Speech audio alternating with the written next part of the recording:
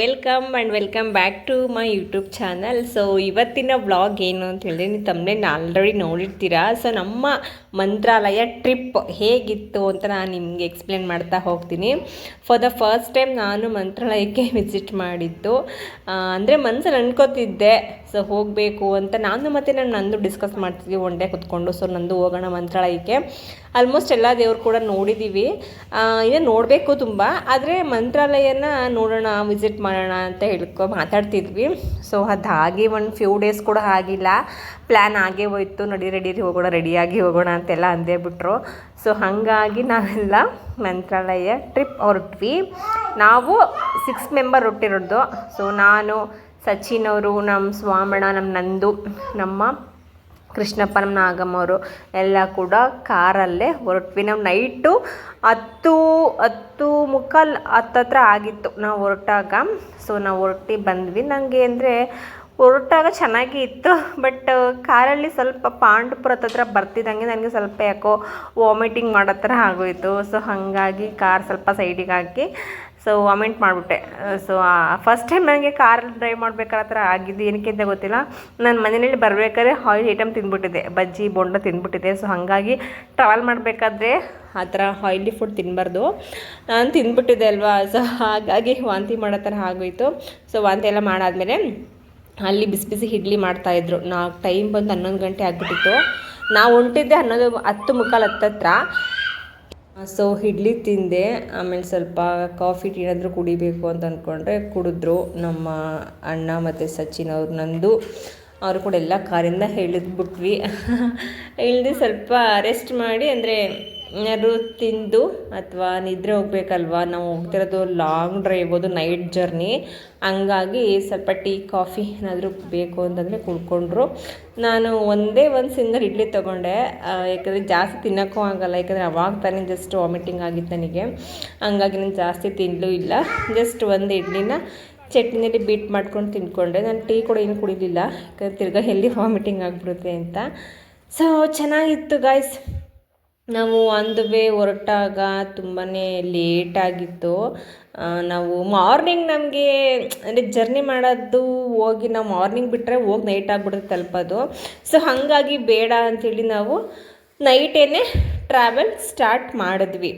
Night travel start ಮಾಡಿದ್ಮೇಲೆ ನಾವು morning ಅಲ್ಲಿ ರೀಚ್ ಆಗಿದ್ದು 8 ಗಂಟೆ ಹತ್ತತ್ರ ಆಲ್ಮೋಸ್ಟ್ ಆಗಿತ್ತು. ಅಷ್ಟರೊಳಗೆ ರೀಚ್ ಆದರೆ ನಮಗೆ ಸರಿಯಾಗುತ್ತೆ ದರ್ಶನ ಮಾಡ್ಕೊಳ್ಳೋದಕ್ಕೆ ಅಂತೇಳಿ ನಾವು ಸೊ ಹೊರಟಿದ್ವಿ. ಅಲ್ಲಿ ಅಂದರೆ 11 ಗಂಟೆಗೆ ಆಲ್ಮೋಸ್ಟ್ ಅಂದರೆ ವೆಹಿಕಲ್ ಸ್ವಲ್ಪ ಕಮ್ಮಿನೇ ಇತ್ತು. ಮತ್ತು ಜನ ಸಂದಣಿ ಕೂಡ ಗೊತ್ತಿರ್ತೀವಿ ನಿಮಗೆ ಎಷ್ಟು ಇರುತ್ತೆ ಅಂತಂದ್ರೆ. ಪಾಂಡವಪುರ ಸ್ವಲ್ಪ ಹಳ್ಳಿ ಸೈಡೇ ಅಲ್ವಾ. ಇನ್ನೂ ಪಾಂಡವಪುರದಿಂದ ಹಿಂದಿನಿದ್ವಿ ನಾವು, ಹಳ್ಳಿಲಿ ಇದು ನಾವು ಇದ್ದಿದ್ದು. ಸೊ ಆನ್ ದ ವೇ ಅಂದರೆ ರೋಡ್ ಸೈಡಲ್ಲಿ ನಿಂತಿದ್ದು. ಸೊ ಇಡೀ ಕೂಡ ತಿನ್ಕೊಂಡು ಬೇಗ ಟ್ರಾವೆಲ್ ಮಾಡಿದ್ರೆ ಬೇಗ ರೀಚ್ ಆಗ್ತೀವಿ ಏನೋ ಅಂತ ಹೇಳ್ಕೊಂಡು ಸೊ ಹೊರಡ್ತಾ ಇದ್ವಿ. ಸೊ ನಾವು ತಿಂದಂತಹ ಅಂದರೆ ಊಟ ಅಥವಾ ಇಡ್ಲಿ ಏನು ತಿಂದ್ವಿ ಅದು ಹೋಟೆಲ್, ಸ್ಮಾಲ್ ಹೋಟೆಲ್ಲು, ಕ್ಯಾಂಟೀನ್ ಥರ ಇತ್ತು. ಸೊ ಅದನ್ನು ನೋಡ್ತಿರ್ಬೋದು. ಅಂದರೆ ಅಷ್ಟೊತ್ತಲ್ಲಿ 11 ಗಂಟೆ ಆಗಿತ್ತು ಕ್ಲೋಸಿಂಗ್ ಟೈಮು. ಆದರೂ ಕೂಡ ನಡೆಸ್ತಾಯಿದ್ರು, ಮಾಡ್ತಾಯಿದ್ರು. ನಮ್ಮ ಅದೃಷ್ಟ ಸೊ ಸಿಕ್ತು.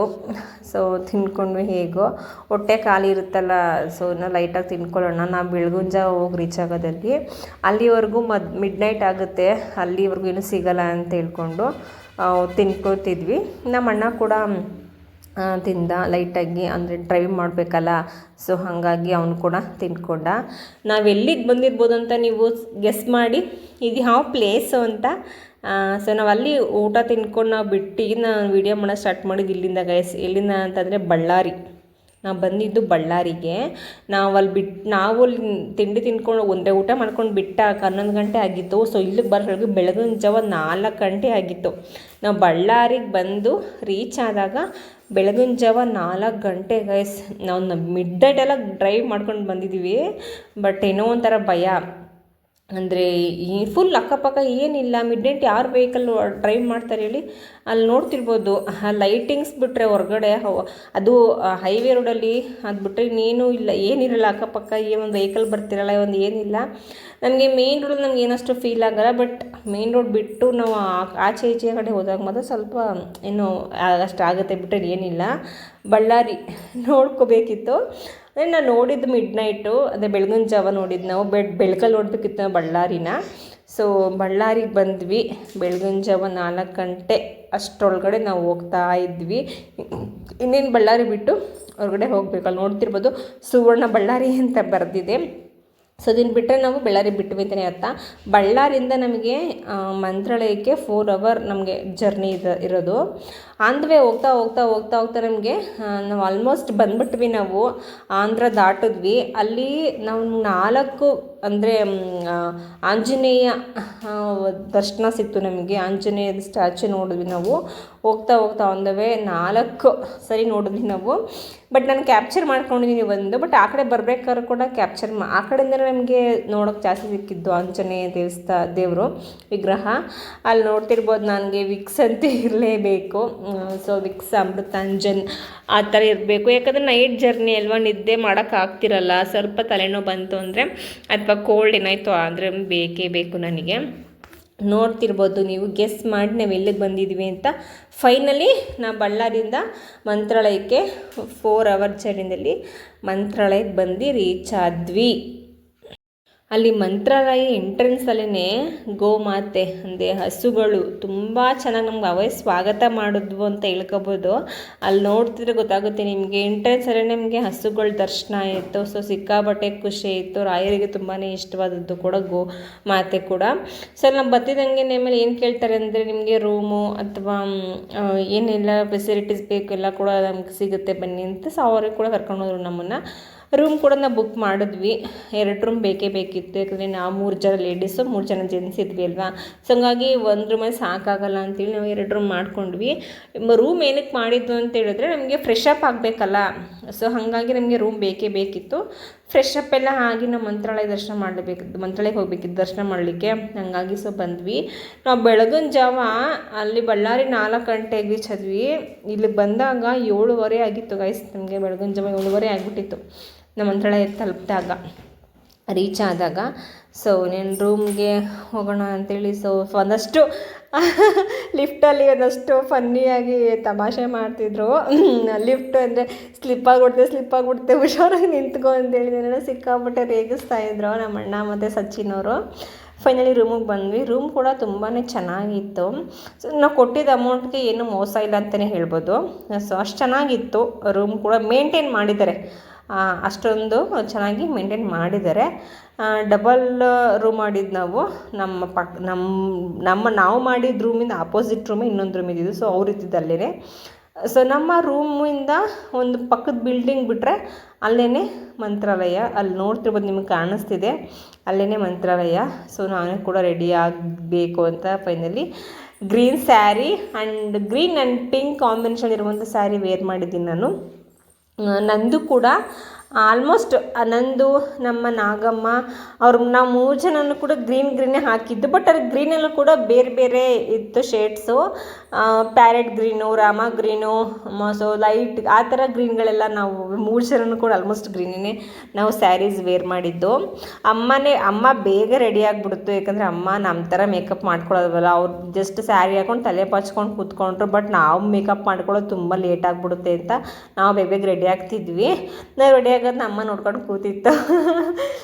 ಸೊ ನಂದು ಕೂಡ ರೆಡಿ ಆಗ್ತಾಯಿದ್ರು. ನಾನೇನು ಜಸ್ಟ್ ಅಷ್ಟೊಂದೇನು ಮೇಕಪ್ ಮಾಡ್ಕೊಳ್ಳಿಲ್ಲ. ಜಸ್ಟ್ ಏನು ಅಂತಂದರೆ Lakme cream, so Lakme foundation ಅದನ್ನೆಲ್ಲ ಜಸ್ಟ್ ಲಿಪ್ಸ್ಟಿಕ್ ಅದನ್ನೆಲ್ಲ ಹಾಕಿ ಜಸ್ಟ್ ಬೇಗನೆ ಮಾಡ್ಕೊಳ್ಳೋಣ. ಬೇಗ ಹೋದ್ರೆ ದರ್ಶನ ಮಾಡಿದ್ರೆ ನಮಗೆ ರಶ್ ಅಷ್ಟು ಇರೋಲ್ಲ. ಸೊ ನಮ್ಮ ಇಂಟೆನ್ಷನ್ಸ್ ಏನು, ಬೇಗ ದರ್ಶನ ಮಾಡಿದ್ರೆ ಈ ಸುತ್ತಮುತ್ತ ಇರುವಂಥ ಪ್ಲೇಸಸ್ ಆಲ್ಮೋಸ್ಟ್ ಕವರ್ ಮಾಡ್ಕೋಬೋದು ಅಂತ. ನಾವು ಬೆಳಿಗ್ಗೆ ಚೆಕ್ಇನ್ ಆಗಿದ್ದು 7:30. ಮತ್ತು ಚೆಕ್ಔಟ್ ಆಗೋಕ್ಕೆ ನಮಗೆ ಸಾಯಂಕಾಲ 5 ಗಂಟೆಗೆ ನಮಗೆ ಚೆಕ್ಔಟಿಂಗ್ ಇದ್ದಿದ್ದು. ಸೊ ಅಷ್ಟರೊಳಗಡೆ ದರ್ಶನ ಮುಗಿಸ್ಕೊಂಡು ಬಂದು ಒಂದಷ್ಟು ವೀಡಿಯೋಸ್, ಮತ್ತು ಅಲ್ಲಿ ಪ್ರಸಾದ ಏನು ಹೇಳ್ತಾರೆ, ಸೊ ರಾಯರ ಸನ್ನಿಧಾನಕ್ಕೆ ಹೋದಾಗ ಪ್ರಸಾದ ತಿನ್ನಲೇಬೇಕಲ್ವ, ಅದು ಮತ್ತು ಕ್ಯೂ ಇರುತ್ತೆ. ಸ್ವಲ್ಪ ರಶ್ ಇದ್ದರೂ ಕೂಡ ಹೇಳೋಕ್ಕಾಗಲ್ಲ, ಲೇಟ್ ಆಗ್ಬೋದು ಅಂಥೇಳಿ ಬೇಗನೆ ಬಂದು ನಾವು ಕೂತ್ಕೊಳ್ಳೆ ರೆಸ್ಟೇ ಮಾಡಲಿಲ್ಲ. ಬಂದ ತಕ್ಷಣ ರೂಮ್ಗೆ ಕೊಟ್ಟರು. ಸೊ ಬಂದ್ವಿ, ಬೇಗ ಫ್ರೆಶ್ ಅಪ್ ಆದ್ವಿ, ರೆಡಿಯಾಗಿ ಮಂತ್ರಾಲಯಕ್ಕೆ ಹೋಗೋಣ ಅಂತೇಳಿ ಫೈನಲಿ ರೆಡಿ ಆಗ್ತಿದ್ವಿ. ನಮ್ಮ ಅವರು ನಮ್ಮ ಬಾಯ್ಸ್ ನಮ್ಮಪ್ಪ ಮತ್ತು ಸಚ್ಚಿ ನಮ್ಮ ಸ್ವಾಮಣ್ಣ ಎಲ್ಲರೂ ನಾವು ರೆಡಿಯಾಗಿ ಬೇಗ ರೆಸ್ಟ್ ಮಾಡ್ದೇನೆ ರೆಡಿ ಆಗ್ತಿದ್ರಿ. ಅವರು ಗೈಸ್ ಹೋದ್ಮೇಲೆ ನಾಷ್ಟ ಮಾಡಿಕೊಂಡು ಮಲ್ಕೊಂಡು ನಾವು ಸ್ನಾನ ಬಟ್ಟೆ ಎಲ್ಲ ಹಾಕ್ಕೊಂಡು ಆದಮೇಲೆ ಅವರು ರೆಡಿಯಾಗಕ್ಕೆ ಬಂದಿದ್ದಾರೆ. ಅಷ್ಟೊಂದು ಲೇಟಾಗಿ ರೆಡಿ ಆಗ್ತಿದ್ದಾರೆ ಅವರು. ಸುಮ್ಮನೆ ಮಾಡೋಕ್ಕಾಗುತ್ತೆ ಅಂತೇಳಿ ನಾವು ಕೂಡ ರೆಡಿಯಾಗಿ ಆದಮೇಲೆ ಅವರ ರೆಡಿ ಮಾಡಿಸಿ ಬೇಗನೆ ಹೊರಟ್ವಿ. ನಾನು ಈ ಥರ ರೆಡಿ ಆಗ್ತಾ ಇದ್ದೀನಿ, ಇನ್ನು ರೆಡಿ ಆಗಿಲ್ಲ. ಸೊ ಹೇರ್ ಸ್ಟೈಲ್ ಮಾಡ್ಕೋಬೇಕಿನ್ನು ನಂದೋರು ಮಾಡ್ಕೋತಾರೆ ಹೇರ್ ಸ್ಟೈಲ್. ನನಗೆ ಅವರೇ ಇವತ್ತು ನನಗೆ ಹೇರ್ ಸ್ಟೈಲ್ ಮಾಡಿದ್ದು. ಸೊ ಹೇಗೆ ಕಾಣಿಸಿದೆ ಅಂತ ಹೇಳಿ ಕಮೆಂಟ್ ಮಾಡಿ. ಹೇರ್ ಸ್ಟೈಲು ಅಲ್ಲಿ ನೋಡ್ತಿರ್ಬೋದು ಇವಾಗ ಬಂತು ನೋಡಿ ನನ್ನ ಹೇರ್ ಸ್ಟೈಲು. ಸೊ ಅವರು ಅದೇ ಥರನೇ ಹೇರ್ ಸ್ಟೈಲ್ ಕೂಡ ಮಾಡಿಕೊಟ್ರು, ಹಂಗೆ ಅದೇ ಥರನೇ ಮಾಡಿಕೊಟ್ರು. ತುಂಬ ಚೆನ್ನಾಗಿ ರೆಡಿ ಆದ್ವಿ. ಹೋಗ್ಬೇಕು ಇವಾಗ ಮಂತ್ರಾಲಯಕ್ಕೆ ದರ್ಶನ ಮಾಡೋಕ್ಕೆ, ರಾಯರನ್ನು ನೋಡೋಕ್ಕೆ ಸ್ಪೆಷಲಿ. ಸೊ ಅವ್ರು ಏನು ಮಾಡ್ತಾರೋ ಗೊತ್ತಿಲ್ಲ, ಕರ್ಕೊಂಡು ಹೋಗ್ಬೇಕು, ಅವ್ರು ನೋಡಬೇಕು. ಅವರೇನಿಲ್ಲ ಬೇಗ ರೆಡಿ ಆಗಿಬಿಡ್ತಾರೆ, ಬಟ್ ನಮ್ಮದೇ ಲೇಟ್ ಅಲ್ವಾ ಅಂತ ಅವ್ರು ಸುಮ್ಮನೆ ಇರ್ತಾರೆ ಅಷ್ಟೇ. ಆಮೇಲೆ ಅವ್ರು ಒಂದೇ ಸರಿ ಬಂದ್ಬಿಟ್ಟು ಆಯ್ತಾ ಅಂತ ಕೇಳಿ ನಮ್ಗೆ ಹಿಂಸೆ ಮಾಡ್ತಾರೆ. ಹಂಗಾಗಿ ನಾವು ಕರೀದೇ ಬೇಡಪ್ಪ ಅವ್ರನ್ನ, ಆಮೇಲೆ ಅವರೇ ಬರ್ತಾರೆ ಅಂತೇಳಿ ನಾವು ರೆಡಿಯಾಗಿ ಒಂದಷ್ಟು ನಾನು ವೀಡಿಯೋಸು ಮತ್ತು ಫೋಟೋಸ್ ಅದಷ್ಟು ಕ್ಯಾಪ್ಚರ್ ಮಾಡ್ಕೋತಿದ್ದೆ. ಫೈನಲಿ ಬಂದ್ವಿ ಮಂತ್ರಾಲಯಕ್ಕೆ. ಒಳಗಡೆ ಬಂದು ಏನೋ ಒಂಥರ ನೆಮ್ಮದಿ, ಏನೋ ಒಂಥರ ಮನ್ಸಿಗೆ ಸಮಾಧಾನ. ಅದು ಹೇಳೋಕ್ಕಾಗಲ್ಲ, ಆ ಥರ ಇರುತ್ತೆ, ಎಕ್ಸ್ಪ್ರೆಸ್ ಮಾಡೋಕ್ಕಾಗಲ್ಲ ಆ ಒಂದು ಭಕ್ತಿನ. ಸೊ ಆ ಥರ ಇತ್ತು. ಬಟ್ ನಾನು ಫೋನಲ್ಲಿ ನೋಡ್ತಿದ್ದೆ, ಫೋಟೋಸಲ್ಲಿ ನೋಡ್ತಿದ್ದೆ, ಬೇರೆಯವ್ರು ಹೇಳ್ದಾಗ ಕೇಳ್ತಿದ್ದೆ ಮಂತ್ರಾಲಯ ಹಾಗಿತ್ತು ಹೀಗಿತ್ತು, ತುಂಬ ಚೆನ್ನಾಗಿ ನೋಡೋಕ್ಕಿತ್ತು, ನೋಡೋಕ್ಕೆ 2 ಕಣ್ಣು ಸಾಲದು ಅಂತ. ಬಟ್ ನಿಜವಾಗ್ಲೂ ಹೌದು, ನೋಡೋಕ್ಕೆ 2 ಕಣ್ಣು ಸಾಲದು. ಆ ಒಂದು ದೇವಸ್ಥಾನ, ದೇವರನ್ನ ಕಣ್ಣು ತುಂಬ್ಕೊಳ್ಳೋಕ್ಕೆ ಕಣ್ಣೇ ಸಾಲದು ಅಂದ್ಕೋಬೋದು. ಅಷ್ಟು ಚೆನ್ನಾಗಿ ದರ್ಶನ ಆಯಿತು ನಮಗೆ, ಸಿಕ್ಕಾಪಟ್ಟೆ ಖುಷಿ ಆಯಿತು. ಅಲ್ಲಿ ನೋಡ್ತಿರ್ಬೋದು ಬಿಲ್ಡಿಂಗ್ ಅಲ್ಲಿವರೆಗೂ ಏನಿದೆ ತುಂಬಾ ಚೆನ್ನಾಗಿದೆ, ಮತ್ತು ತುಂಬ ದೊಡ್ಡದು, ತುಂಬಾ ವಿಶಾಲವಾಗಿದೆ ಅಲ್ಲಿ. ಮತ್ತು ಕೆಳಗಡೆ ಪೇಂಟಿಂಗ್ ಏನಿದೆ ತುಂಬ ಚೆನ್ನಾಗಿ ಮಾಡಿದ್ದಾರೆ. ಮತ್ತು ಜಾಸ್ತಿ ಗೋಮಾತೆಗಳೇ, ಹಸುಗಳೇ ಜಾಸ್ತಿ ಇರೋದು.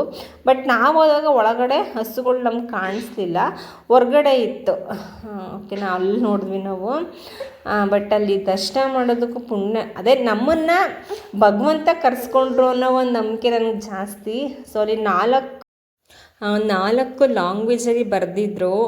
ಏನಂತ ಹೇಳಿದ್ರೆ ಶ್ರೀ ರಾಘವೇಂದ್ರ ಸ್ವಾಮಿ ಮಠ ಅಂತ ಹೇಳಿ. ಅಲ್ಲಿ ನೋಡ್ತಿರ್ಬೋದು ನೀವು.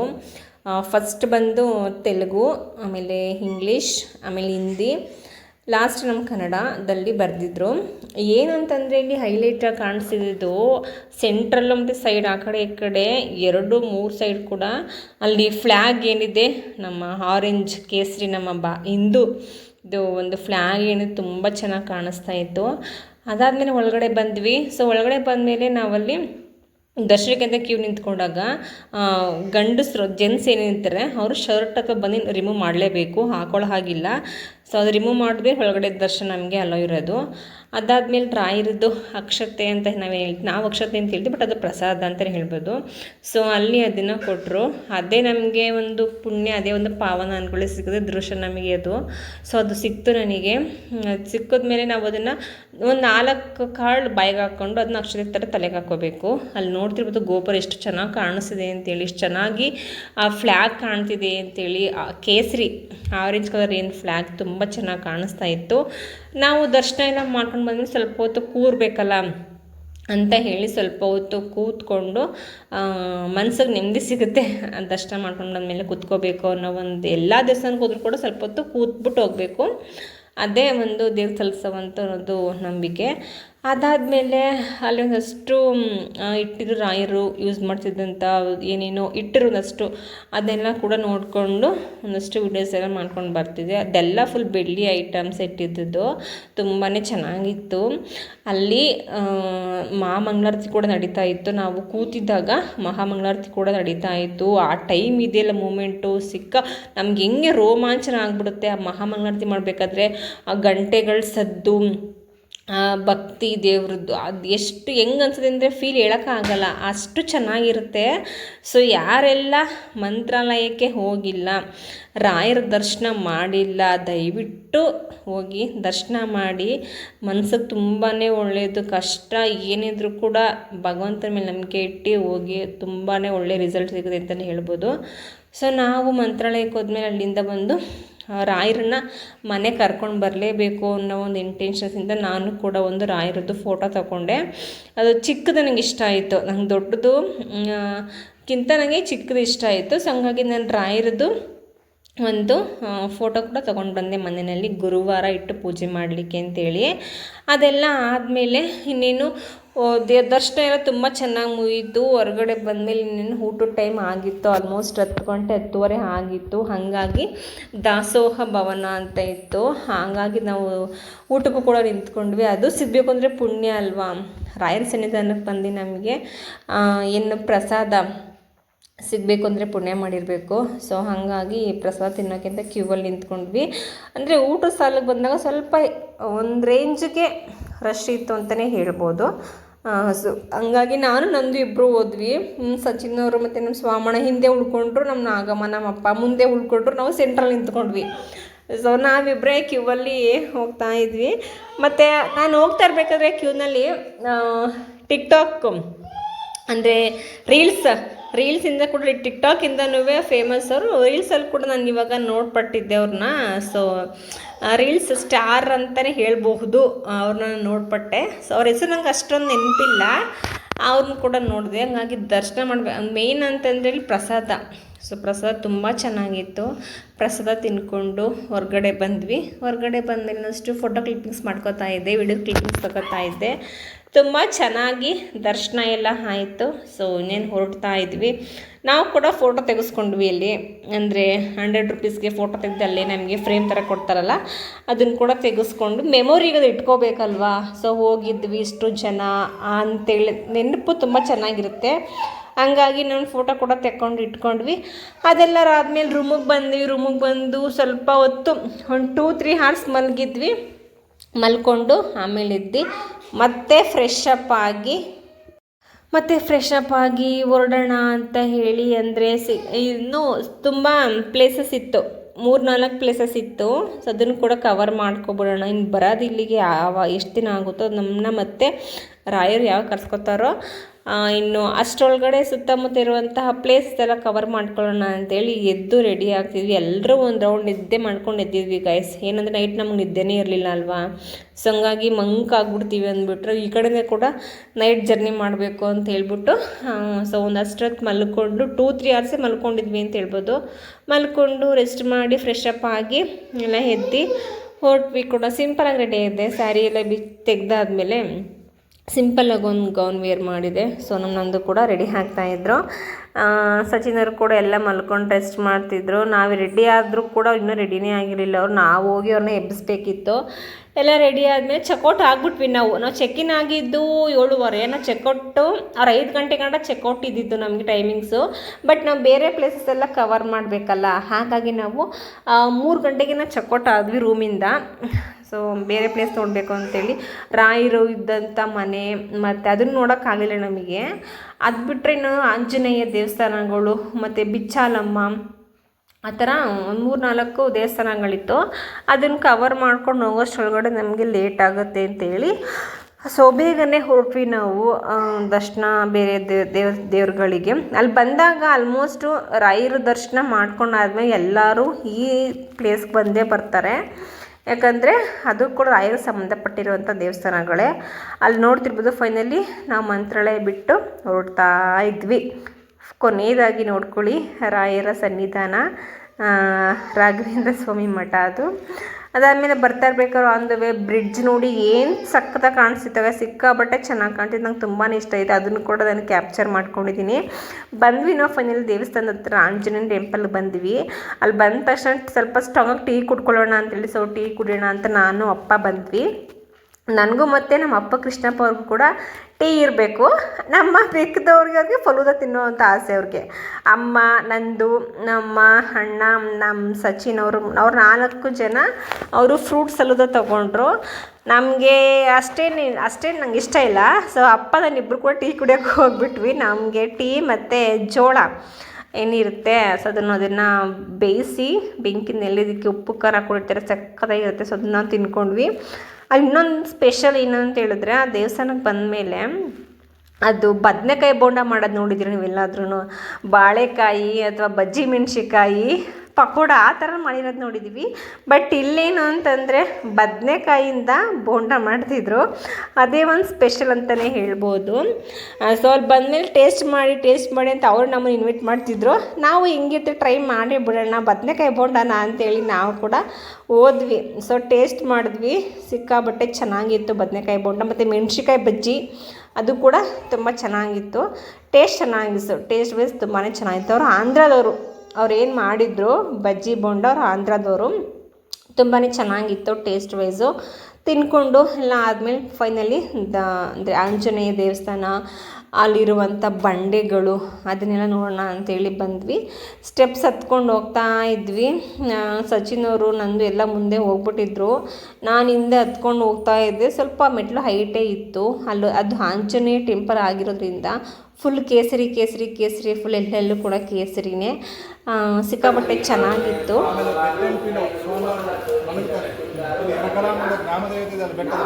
ಹಿಂಭಾಗದಲ್ಲಿ ಪಾದರಕ್ಷ ದೇವಸ್ಥಾನ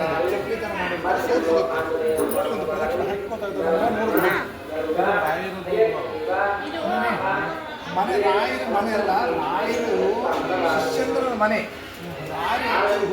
ಮನೆಯಲ್ಲೇ ಇರತಕ್ಕಂಥದ್ದೆಲ್ಲ ಕುಂಭಕೋಣ ಅಂತ ತಮಿಳುನಾಡು, ಅವರ ಶಿಷ್ಯಂದ್ರ ಅಪ್ಪಣಾಚಾರ್ಯರಂತಂದು ಅವರ ಶಿಷ್ಯಂದ್ರ ಮನೆ. ಅಲ್ಲಿ 13 ವರ್ಷ ಕಾಲ ಚಾತುರ್ಮಾಸ ಕೇಳುವಂತಹದ್ದಿದೆ, ದೀಕ್ಷಾಲಯ ಅಂತ. ನೀವೇನು ಸ್ವಂತ ವೆಹಿಕಲ್ ಮಾಡ್ಕೊಂಡು ಬಂದಿರಾ? ಹಾಗಾದರೆ ನೀವು ಆರ್ಚ್ ಬರ್ತಲ್ಲ, ಗಿರುಕ್ ಕ್ಯಾಂಪಲ್ಲಿ ಬರ್ತಲ್ಲ, ಅಲ್ಲಿಂದ 7 ಕಿಲೋಮೀಟರ್ ಸರ್ಕಲ್ ಬಂದ ಸರ್ಕಲ್ ರೈಟ್ ಸೈಡ್ ಹೋದರೆ ರಾಯಚೂರು, ಲೆಫ್ಟ್ ಮಂತ್ರಾಲಯ ತಗೊಂಡೆ ಹಾಗೆ ಹೈವೇ ಬರುತ್ತೆ. ಅಂದರೆ ಅಲ್ಲಿ ಮಾನ್ವಿವರೆಗಿದೆ. ಅಲ್ಲಿ ಪುರೋಹಿತರು ನಮಗೆ ಎಲ್ಲನೂ ಕೂಡ ತಿಳಿಸ್ಕೊಟ್ರು. ಅಂದರೆ ಅಲ್ಲಿರುವಂತಹ ಜಾಗದ ಬಗ್ಗೆ, ರಾಯರ ಬಗ್ಗೆ ಎಲ್ಲ ಕೂಡ ನಮಗೆ ವಿವರವಾಗಿ ಹೇಳ್ಕೊಟ್ರು. ಅದಾದಮೇಲೆ ನಾವು ಪ್ಲೇಸ್ ಹಿಂದೆಗಡೆ ಬಂದ್ವಿ ನೋಡೋಣ ಅಂತೇಳಿ. ಅಲ್ಲಿ ಬಂಡೆನ ಯಾವ ಥರ ಇದೆ ಅಂದರೆ ಅದು ಎಕ್ಸ್ಪೆಕ್ಟೆಡ್ ಮಾಡೋಕ್ಕಾಗಲ್ಲ ಗೈಸ್, ಆ ಥರ ಇದೆ. ಅದು ದೇವರ ಶಕ್ತಿ ಅಂತಲೇ ಹೇಳ್ಬೋದು, ಅಷ್ಟು ಚೆನ್ನಾಗಿತ್ತು. ಬಂಡೆಗಳು ಎಷ್ಟು ದೊಡ್ಡ ಬಂಡೆಗಳು, ಎಷ್ಟು ಗ್ರಿಪ್ಪಾಗಿ ಹೆಂಗೆ ನಿಂತಿದ್ದಾವೆ ಅಂದರೆ ಅದು ಹೇಳೋಕ್ಕೆ ಆಗಲ್ಲ. ನೋಡೋಕ್ಕೆ ತುಂಬ ಚೆನ್ನಾಗಿ ಅಲ್ಲಿ ನೋಡ್ತಿರ್ಬೋದು ನೀವು. ನೋಡಿ ಅಲ್ಲಿ ಎಷ್ಟು ಚೆನ್ನಾಗಿ ಬಂಡೆಗಳು ನಿಂತಿದೆ ಅಂತ. ಅಲ್ಲಿ ಎಲ್ಲ ಬಂಡೆಗಳಿಗೂ ಆಲ್ಮೋಸ್ಟ್ ತಿಲಕ ಇಟ್ಟಿದ್ರು, ಅಂದರೆ ಆಂಜನೇಯನ ತಿಲಕನ. ಅಲ್ಲಿ ನೋಡ್ರೆ ಗೊತ್ತಾಗುತ್ತೆ ನಿಮಗೆ. ನನಗೆ ಬಂಡೆಗಳು ನನಗೆ ಹೈಲೈಟಾಗಿ ಕಂಡಿದ್ದು. ಅಲ್ಲಿ ನೋಡಿ ಯಾವ ಥರ ಚೆನ್ನಾಗಿದೆ ಅಂತ. ಬಂಡೆಗಳನ್ನ ನೋಡಿ, ಎಷ್ಟು ಗ್ರಿಪ್ಪೇ ಇಲ್ಲ ತುಂಬ ಬಂಡೆಗಳಲ್ಲಿ ಕಲ್ಲು ನಿಂತ್ಕೊಳ್ಳೋದಕ್ಕೆ, ಅಷ್ಟು ಚೆನ್ನಾಗಿ ಮೂಡಿದೆ. ಅವೆಲ್ಲ ದೈವ ಭಕ್ತಿ ಇಲ್ಲದೆ ಏನು ಸಾಧ್ಯ ಇಲ್ಲ ಅಂತಲೇ ಹೇಳ್ತಾರಲ್ಲ, ಸೊ ಅದು ನಿಜಾನೇ. ಅಲ್ಲಿ ಪಕ್ಕದಲ್ಲಿ ನೀರು ಕೂಡ ಹರಿತಾ ಇತ್ತು. ಮತ್ತು ಆ ಕಡೆ ಎಲ್ಲ ಆಂಧ್ರ ಕಡೆ ಜಾಸ್ತಿ ಏನನ್ನು ಬೆಳೀತಾರೆ ಅಂತಂದರೆ ಕಾಟನ್, ಹತ್ತಿ, ಅದನ್ನೇ ಫೇಮಸ್ಸು ಜಾಸ್ತಿ. ಅದನ್ನೇ ನಾವೆಲ್ಲಿ ನೋಡಿರ್ಬೇಡಿ ಹತ್ತಿ ಗಿಡನೇ ನೋಡಿದ್ದು. ಹತ್ತಿ ತುಂಬ ಚೆನ್ನಾಗಿ ಬೆಳೆದಿದ್ರು ಅಲ್ಲಿ. ಅದಾದಮೇಲೆ ಅಷ್ಟು ಪ್ಲೇಸ್, ಅದಾದಮೇಲೆ ಹೆಣ್ದೇವ್ರು ಕೂಡ ಇತ್ತು. ಸೊ ಅಲ್ಲಿಗೂ ಕೂಡ ಹೋದ್ವಿ. ಅಲ್ಲೂ ಕೂಡ ಹೋಗಿ ಆ ದೇವ್ರ ಬಗ್ಗೆನೂ ಕೂಡ ನನಗೆ ವಿವರವಾಗಿ ಪುರೋಹಿತರು ಪೂಜೆ ಮಾಡೋರು ನಮಗೆ ಹೇಳ್ತಾಯಿದ್ರು. ನಂಗೆ ಜಾಸ್ತಿ ಸ್ಟೆಪ್ಸ್ ಎತ್ತಬೇಕಿತ್ತು, ಎತ್ತಿ ಸಾಕಾಗ್ಬಿಟ್ಟಿತ್ತು. ಇನ್ನೇನು ಹೊರಟ್ವಿ. ಫೈನಲಿ ಹೊರಟ ಮೇಲೆ ಅಲ್ಲಿ ಏನಂತಂದರೆ, ನಾವು ಹೋಗಿದ್ದು ಆಂಜನೇಯ ದೇವಸ್ಥಾನದಲ್ಲಿ. ಅದು ಆಂಜನೇಯನ ರೂಪನೇ ನೀನು ಕೋತಿ ಮಂಗ ಅಂತ ಹೇಳ್ತಾರಲ್ಲ, ಸೊ ಅದನ್ನು ನೋಡಿದ್ವಿ ನಾವು. ಎಲ್ಲೆಲ್ಲೂ ಕೋತಿಗಳು, ಮಂಗ, ಸೊ ಅವೇ ಕಾಣಿಸಿದ್ವು ನಮಗೆ. ಸೊ ಅದು ಯಾವಾಗಲೂ ಆಂಜನೇಯನ ದೇವಸ್ಥಾನದಲ್ಲಿ ಯಾವಾಗಲೂ ಒಂದಾರು ಕೂಡ ನೋಡೋಕೆ ಸಿಗುತ್ತೆ ನಮಗೆ. ಇವು ಕೂಡ ತುಂಬಾ ಇದ್ದವು, ತುಂಬ ಮುದ್ದಾಗಿ ಕಾಣಿಸ್ತಾ ಇತ್ತು. ಅಮ್ಮ ಮಗು ಇದು ಚೇಷ್ಟೆ ಮಾಡ್ಕೊಂಡು ಅದೆಲ್ಲ ನಾನು ನೋಡ್ಪಟ್ಟೆ. ಅಲ್ಲಿ ನೋಡ್ತಿರ್ಬೋದು ನೀವು, ಅಲ್ಲೆಲ್ಲ ಕೂತಿದೆ. ಮತ್ತು ಹಣ್ಣೆಲ್ಲ ಕೊಡ್ತಾಯಿದ್ರು, ಅಮ್ಮ ಅಲ್ಲಿ ಕೂತ್ಕೊಂಡಿದ್ದಾರಲ್ಲ ಅವರು. ಅದಕ್ಕೆ ಹಣ್ಣೆಲ್ಲ ಏನು ಬೇಕು ಅದನ್ನು ಕೊಡ್ತಾ ಇರೋದು ಕೂಡ ತಿಂತಾಯಿತ್ತು. ಸದ್ಯ ನಮಗೇನು ತೊಂದರೆ ಕೊಡಲಿಲ್ಲ. ಅವು ಅದ್ರ ಪಾಡ್ಗದು ಆಟ ಆಡ್ಕೊತಾ ಇದ್ವಿ. ನೋಡೋಕ್ಕೆ ಒಂಥರ ಖುಷಿಯಾಗುತ್ತೆ ಅವುಗಳನ್ನ. ಸೊ ಅಲ್ಲಿ ಎಲ್ಲ ದೇವಸ್ಥಾನದಲ್ಲೆಲ್ಲ ನೋಡ್ಕೊಂಡು ಬಂದಮೇಲೆ ಮತ್ತು ಇವಾಗ ಬಂದಿದ್ದು ನಾವು ಬಿಚ್ಚಾಲಮ್ಮ ಅನ್ನೋ ಒಂದು ದೇವಸ್ಥಾನಕ್ಕೆ. ಇದನ್ನು ಸಿಕ್ಕಾಪಟ್ಟೆ ಚೆನ್ನಾಗಿದೆ. ಅಲ್ಲೂ ಕೂಡ ಅವ್ರು ಹೇಳ್ತಾ ಇರೋ ದೇವ್ರ ಬಗ್ಗೆ ಎಷ್ಟು ಎಕ್ಸ್ಪ್ಲೇನ್ ಮಾಡ್ತಾಯಿದ್ರು. ಸೊ ಅದನ್ನು ಕೂಡ ಕೇಳಿಸ್ಕೊಂಡು ಕೂತಿದ್ವಿ. ಅಲ್ಲೂ ಕೂಡ ಸಿಕ್ಕಾಪಟ್ಟೆ ಅಂದರೆ ಅಲ್ಲಿ ನೋಡ್ತಿರ್ಬೋದು ನೀವು ಲಿಂಗ ಏನಂತಾರೆ, ಸೊ ಲಿಂಗ ಅದೆಲ್ಲ ಚೆನ್ನಾಗಿ ಅಲ್ಲಿ ಆ ಕಡೆ ಹೋದರೆ ಸಿಕ್ಕಾಪಟ್ಟೆ ತುಂಗಾಭದ್ರಾ ನದಿ ಪಕ್ಕದಲ್ಲಿರೋದು ಈ ದೇವಸ್ಥಾನ ಏನಿದೆ ಇದ್ರ ಪಕ್ಕದಲ್ಲಿನೇ ತುಂಗಾಭದ್ರಾ ನದಿ ಕೂಡ ಇರೋದು. ಇದು ಕೂಡ ನೋಡ್ತಾ ಇರ್ಬೋದು ನೀವು, ಅಲ್ಲೇ ಹಾಕಿದ್ದಾರೆ. ಸೊ ಇದು ರಾಘವೇಂದ್ರ ಸ್ವಾಮಿ ಪಕ್ಕದಲ್ಲಿ ಬಿಚ್ಚಾಲಮ್ಮ ದೇವಸ್ಥಾನ. ಈಗ ನಾ ಬಂದಿದ್ದು ಸೊ ಇಲ್ಲೇ ತುಂಗಾಭದ್ರಾ ನದಿ ಹರಿತಾ ಇರೋದು. ಆ ನದಿಲಿ ಅಂದರೆ ನೀರು ಅಂದರೆ ವೈಟ್ ಇರೋಲ್ಲ, ಸ್ವಲ್ಪ ಗೋಲ್ಡಿಶ್ ಥರ ಮಣ್ಣು ಕಲರ್ ಥರ ಇರುತ್ತೆ. ಸಿಕ್ಕಾಪಟ್ಟೆ ಚೆನ್ನಾಗಿದೆ ಗೈಸ್. ಈ ದೇವಸ್ಥಾನ ಕೂಡ ಬಿಚ್ಚಾಲಮ್ಮ ದೇವಸ್ಥಾನ, ಇದು ಹೆಣ್ಣು ದೇವಸ್ಥಾನ. ಅಲ್ಲಿ ಒಳಗಡೆ ಹೋದ್ವಿ. ಒಳಗಡೆ ಹೋಗಿ ದೇವ್ರಿಗೆ ಪ್ರದಕ್ಷಿಣೆ ಹಾಕಿ ದೇವ್ರಿಗೆ ಕೂಡ ನಮಸ್ಕರಿಸಿ ಸ್ವಲ್ಪ ಹೊತ್ತು ಕೂತಿದ್ದು ಆಮೇಲೆ ಹೊರಗಡೆ ಬಂದ್ವಿ. ತುಂಬಾ ಚೆನ್ನಾಗಾಯಿತು. ಎಲ್ಲ ದೇವ್ರ ದರ್ಶನಗಳು ಕೂಡ ಸಿಕ್ಕಾಪಟ್ಟೆ ಚೆನ್ನಾಗಾಯಿತು. ಮತ್ತು ದೇವಸ್ಥಾನಗಳು ಅಷ್ಟೇ ತುಂಬಾ ಚೆನ್ನಾಗಿ ಕಟ್ಟಿದ್ದಾರೆ. ಎಷ್ಟೊಂದು ದೂರದಲ್ಲಿ ನಮ್ಮ ದೇವ್ರುಗಳನ್ನ ಎಷ್ಟೊಂದು ಚೆನ್ನಾಗಿ ನೋಡ್ಲಿಕ್ಕೆ ಸಿಗುತ್ತೆ. ನಾವೇ ಪುಣ್ಯವಂತರು ಅಂದ್ಕೊಳ್ಳಿ ದರ್ಶನ ಮಾಡ್ಕೊಂಡು ಬಂದಿರೋದು. ಅಲ್ಲಿ ನೋಡ್ತಿರ್ಬೋದು ಎಲ್ಲೆಲ್ಲೂ ಮತ್ತು ಕೇಸರಿ ಬಾವುಟ ಹೈಲೈಟ್. ಸೊ ನಾವು ಕೆಳಗಡೆ ಬಂದಮೇಲೆ ಒಂದು ಗೋಶಾಲೆ ಸಿಕ್ತು. ಅಪ್ಪ ನೋಡೋಕ್ಕೆ ಸಾಲದು. ಏನಂತಂದರೆ ನಮ್ಮ ಗೋವುಗಳು ನಾವೆಷ್ಟು ಇದನ್ನು ಪೂಜೆ ಮಾಡ್ತೀವಿ, ಆರಾಧಿಸ್ತೀವಿ. ತುಂಬ ಚೆನ್ನಾಗಿ ತುಂಬ ಮುದ್ದಾಗಿ ಚಿಕ್ಕ ಚಿಕ್ಕ ಕರುಗಳೆಲ್ಲ ಇತ್ತು. ಸಿಕ್ಕಾಪಟ್ಟೆ ಖುಷಿ ಆಯಿತು ನನಗೆ ಅದನ್ನ ನೋಡೋದಕ್ಕೆ. ಸೊ ಫೈನಲ್ ಎಲ್ಲ ನೋಡ್ಕೊಂಡು ಮುಗಿಸ್ಕೊಂಡು ನಾವು ಅಲ್ಲಿಂದ ಹೊರಟಿದ್ದು 6 ಗಂಟೆ 7 ಗಂಟೆಗೆ ನಾವು ಹೊರಟ್ವಿ ಅಲ್ಲಿಂದ. ಸೊ ನಾವು ಬೆಂಗಳೂರಿಗೆ ಬರೋಷ್ಟು ಒಳಗಡೆ 4:15 ಆಗಿತ್ತು. ನಾವು ಬೆಂಗಳೂರಿಗೆ ಬಂದಾಗ 4:15 ರೀಚ್ ಆಗಿಬಿಟ್ವಿ ನಾವು ಬೆಂಗಳೂರಿಗೆ. ಆ ಕಡೆಯಿಂದ ಈ ಕಡೆ ಹೋಗ್ಬೇಕಾದ್ರೆ ಬಳ್ಳಾರಿ ಮೇಲೆ ಹೋದ್ವಿ. ಆ ಕಡೆಯಿಂದ ಬ್ಯಾಂಗ್ಳೂರ್ ಕಡೆ ಬಂದ್ವಿ. ಬ್ಯಾಂಗ್ಳೂರಲ್ಲಿ ಈಗ ನೈಟ್ ಹೊತ್ತು ಒಂದು ಟ್ರಾಫಿಕ್ ಇರುತ್ತೆ. ನಾವು ಬಂದಾಗ ಬೆಳಗಿನ ಜಾವ 4:15. ಅಲ್ಲಿ ನೋಡ್ತಿರ್ಬೋದು ವೆಹಿಕಲ್ಸ್ನ ಆ ಮಟ್ಟ. ಅಲ್ಲಿ ಟ್ರಾಫಿಕ್ ಬೇರೆ, ಅಲ್ಲಿ ಸಿಗ್ನಲ್ಲು ಬೆಳಗಿನ ಜಾವ 4 ಗಂಟೆ 4:15 ಸಿಗ್ನಲ್ ಕೂಡ.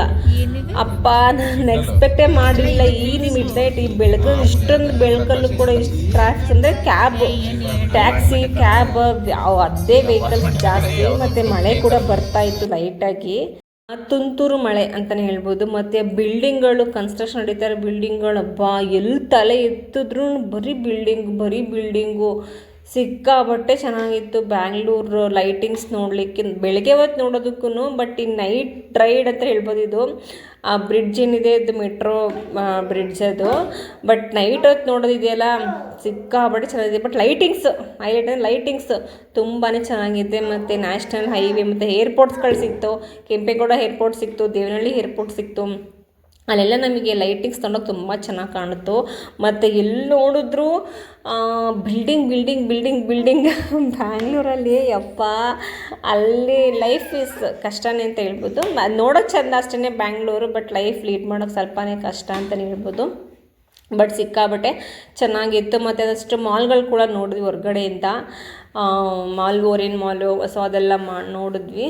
ಸಿಕ್ಕಾಬಟ್ಟೆ ಚೆನ್ನಾಗಿ ಕಾಣಿಸ್ತು ನೈಟ್ ನೋಡಿದಾಗ. ನಮ್ಮ ಅಣ್ಣಂಗೆ ಕೇಳ್ತಿದ್ದೆ ಡ್ರೈವ್ ಮಾಡಬೇಕಾದ್ರೆ ನಂಗೆ ವಿಧಾನಸೌಧ ತೋರಿಸು ನೋಡಿದ್ದೆ. ನಾನು ವಿಧಾನಸೌಧ ನೋಡೇ ಇರಲಿಲ್ಲ ಆ್ಯಕ್ಚುಲಿ.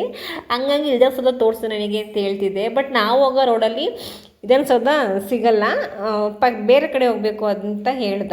ಸೊ ಹಾಗಾಗಿ ಹೋಗ್ಲಿ ಬಿಡು ಅಂತ ಹೇಳಿ ಸೊ ಬಂದ್ವಿ. ನಂಗೆ ನೋಡಬೇಕು ಅನ್ನೋ ಆಸೆ ಇದೆ ವಿಧಾನಸೌಧನ, ಬಟ್ ನೋಡೋಕ್ಕಾಗಲಿ. ಬಿಟ್ಟಲ್ಲ ನೆಕ್ಸ್ಟ್ ಟೈಮ್ ಅಂದ್ಕೊಂಡು ಬಂದೆ. ನೆಕ್ಸ್ಟ್ ಟೈಮ್ ಏನಾದರೂ ನೋಡ್ಕೊಂಡ್ರಾಯ್ತು ಅಂಥೇಳಿ. ಅಲ್ಲಿ ನೋಡ್ತಿರ್ಬೋದು ಗೈಸ್ ಕ್ಯಾಬ್ಗಳು ಮತ್ತು ಬಸ್ಗಳು ಕೂಡ 4 ಗಂಟೆ 4:15 ಸ್ಟಾರ್ಟ್ ಆಗಿದೆ ಅಂದರೆ ಇಮ್ಯಾಜಿನ್ ಮಾಡ್ಕೊಳ್ಳಿ. ಬ್ಯಾಂಗ್ಳೂರು ಎಂಥ ಸಿಟಿ, ಅಲ್ಲಿ ಎಷ್ಟು ಟ್ರಾಫಿಕ್ ಇರುತ್ತೆ, ಎಷ್ಟು ಜನಸಂದಣಿ ಇರುತ್ತೆ ಅಂತ ಹೇಳೋಕ್ಕೆ ಆಗಲ್ಲ. ನೈಟಲ್ಲೂ ಕೂಡ ಈ ಮಟ್ಟಿಗೆ ಟ್ರಾವೆಲ್ಸ್ ಅಂತ ಹೇಳಿದ್ರೆ ಹೇಳೋಕ್ಕಾಗಲ್ಲ. ಮತ್ತು ಮೆಟ್ರೋನ ಮೆಟ್ರೋ ಏನು ಆನ್ ಆಗಿರಲ್ಲ ಬಿಡಿ ಇಷ್ಟು ಬೇಗ. ಮೆಟ್ರೋ ನಾನು ಟ್ರೈನ್ ನೋಡಿದೆ, ಬಟ್ ನಿಂತಿದ್ದೆ ನೋಡಿದೆ, ಅದನ್ನು ಚೆನ್ನಾಗಿತ್ತು. ಮೆಟ್ರೋ ಹತ್ತಿರದಿಂದ ನೋಡಿದ್ದು ನಾನು ಮೆಟ್ರೋನ. ಸೊ ಬರಬೇಕಾದ್ರೆ ಒಂದಷ್ಟು ಲೈಟಿಂಗ್ಸ್ ಎಲ್ಲ ಹಾಕಿದ್ರು. ಗಣೇಶ ಕೂರಿಸಿರ್ತಾರಲ್ಲ, ಸೊ ಹಂಗಾಗಿ ಲೈಟಿಂಗ್ಸ್ ಒಂದಷ್ಟು ಹಾಕಿದ್ರು. ಅದಾದಮೇಲೆ ಹೋಗ್ತಾ ಬಂದ್ವಿ. ವಿಧಾನಸೌಧ ಸಿಕ್ಕುತ್ತೆ ಅಂತ ಅಂದ್ಕೊಂಡೆ, ಬಟ್ ಆ ಕಡೆ ರೋಡೆಲ್ಲ ಬರಲೇ ಇಲ್ಲ. ಅದು ಬಿಟ್ಟರೆ ನಾವು ನೈಸ್ ರೋಡೆಲ್ಲ ಪಾಸ್ ಮಾಡಿ ಫೈನಲಿ ದೇವನಹಳ್ಳಿ ಎಲ್ಲ ಮುಗಿಸಿ ಬಂದ್ವಿ. ಇನ್ನೇನು ಮೈಸೂರು ರೋಡ್ ಹತ್ರ ರೀಚ್ ಆಗಬೇಕಿತ್ತು. ಅಷ್ಟರೊಳಗಡೆ ಎಲ್ಲ ನಾನು ಕ್ಲಿಪ್ಪಿಂಗ್ಸ್ ತಗೋತಾ ಇದ್ದೆ. ಎಲ್ಲೆಲ್ಲೂ ಮಾಲು, ಶೋರೂಮ್ಸು, ಹೋಟೆಲ್ಸು ಸಿಕ್ಕಾಪಟ್ಟೆ ಚೆನ್ನಾಗಿತ್ತು ಲೈಟಿಂಗ್ಸ್ ಬ್ಯಾಂಗ್ಳೂರಲ್ಲಿ ನೋಡೋದಕ್ಕಂತೂ. ಸೊ ಅಲ್ಲಿ ನಾವು ಒಂದು ಕಡೆ ನಿಲ್ಲಿಸ್ಬಿಟ್ಟು ಟೀ ಕುಡಿಯೋಣ ಅಂತೇಳಿ ಟೀ ಕುಡ್ಕೊಳಕ್ಕಂತ ಬಂದ್ವಿ. ಫೈನಲಿ ಟೀ ಕುಡ್ಕೊಂಡು ನಾವು ಮನೆಗೆ ಹೊರಟಾಗ 6 ಗಂಟೆ ಆಗಿತ್ತು ಗೈಸ್. ಬ್ಯಾಂಗ್ಳೂರಿಂದ ನಮ್ಮ ಮೈಸೂರಿಗೆ ಸ್ವಲ್ಪ ನಮ್ಮ ದೂರ ಇದೆ ಅಲ್ವಾ. 2 ಅವರ್ಸ್ ನಮಗೆ ಜರ್ನಿ ತಗೋತು. 6 ಗಂಟೆ ಕರೆಕ್ಟಾಗಿ 5 ಗಂಟೆ 6 ಗಂಟೆ ಹತ್ತಿರ ನಾವು ಬಂದಾಗ ಟೀ ಅಥವಾ ಕಾಫಿ ನಾನು ಟೀ ತೊಗೊಂಡೆ. ಕಾಫಿ ಕುಡ್ಕೊಂಡು ಬಂದೆ. ಇದೇ ಗಾಯ್ಸ್ ಇವತ್ತಿನ ಮಂತ್ರಾಲಯ ಬ್ಲಾಗ್.